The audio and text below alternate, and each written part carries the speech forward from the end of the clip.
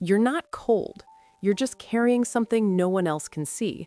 That's what Sarah finally understood after her flatmate accused her of being emotionless during their biggest fight yet. Everyone thinks calmness means you don't care.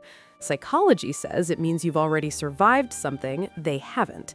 And if you're the one who never raises your voice, even when the world's falling apart, there's a reason buried deeper than anyone realizes. And it might change everything you thought you knew about yourself. Sarah was 34, a project coordinator at a Melbourne consulting firm. She had the kind of face people described as pleasant but hard to read.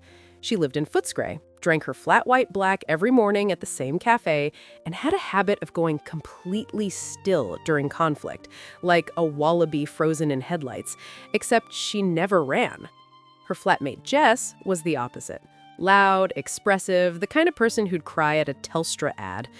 When Jess's boyfriend broke up with her via text, she sobbed on the couch for 3 hours. Sarah sat beside her, handed her tissues, made tea, said the right things, but her face didn't move. She didn't cry. She didn't even flinch. "Do you even feel anything?" Jess finally asked, eyes red and searching. "It's like you're watching me through glass." Sarah went to bed that night with Jess's words looping in her head. She did feel things. She felt everything. She just, later, alone, in the shower, in her car on Beach Road at 2 a.m. when the city was asleep and no one could see her fall apart.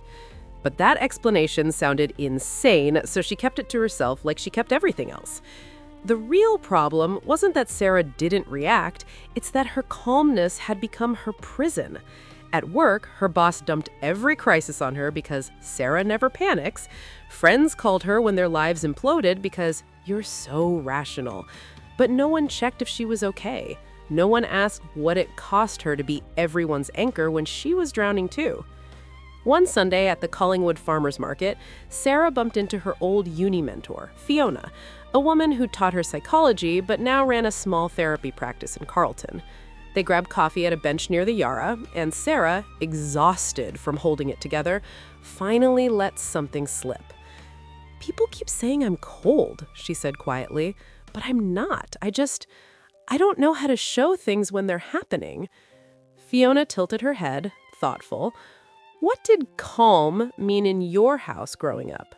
The question landed like a stone. Sarah's childhood had been a minefield. Her father's temper, her mother's tears, the unpredictability of never knowing which version of them she'd get. She learned early that reacting made it worse. Silence kept her safe. Stillness was survival. "So your calm isn't a personality trait," Fiona said gently. "It's a strategy. The question is, are you still protecting yourself from a war that ended years ago?"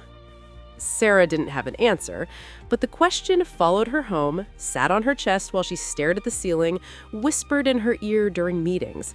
She started noticing things, like how she'd mentally solved 3 problems in an argument before the other person finished their first sentence, how she'd go into fix-it mode so fast she'd skip the part where she actually felt upset.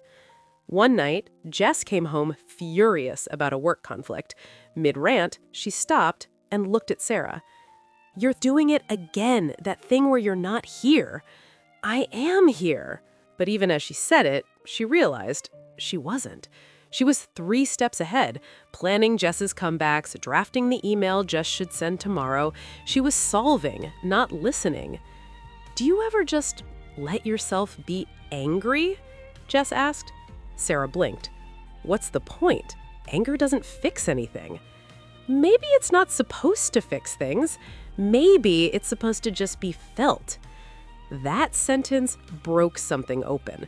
Sarah had spent so long treating emotions like inefficient distractions that she'd forgotten they weren't problems to solve. They were information. Her calmness wasn't strength, it was avoidance dressed up as control. The twist came 2 weeks later during a client meeting that went sideways. A stakeholder started yelling, blaming Sarah's team for a delay that wasn't their fault. Everyone looked at her, waiting for her trademark composure, and for the first time in her career, she felt the anger rise, and instead of swallowing it, she let it land in her voice. That's not accurate, and we won't be spoken to like that. The room went silent. The stakeholder backed down. But what shocked Sarah most wasn't winning the argument. It was realizing that showing emotion didn't make her weak. It made her real.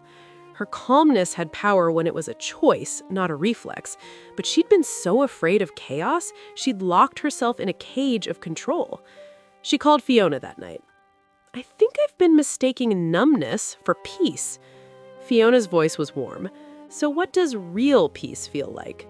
"I don't know yet," admitted Sarah, "but I think it's messier than I thought." Here's what Sarah learned, and what no one tells you. Calmness isn't the absence of emotion. It's what happens when you trust yourself enough to feel the wave and stay standing. You're not cold. You're just practiced at surviving. But surviving and living aren't the same thing. And the people who love you don't need you to be unshakable. They need you to be human. If you've ever been called too calm or hard to read, maybe the real question isn't why you don't react, it's what you're still protecting yourself from. And maybe it's time to let the armor crack just a little and see what happens when you stop being everyone's rock and start being your own person. Drop a icon in the comments if this one hit different. And if you want to understand why overthinking follows you into every quiet moment, keep watching. The next story might be the one that finally makes sense of it all.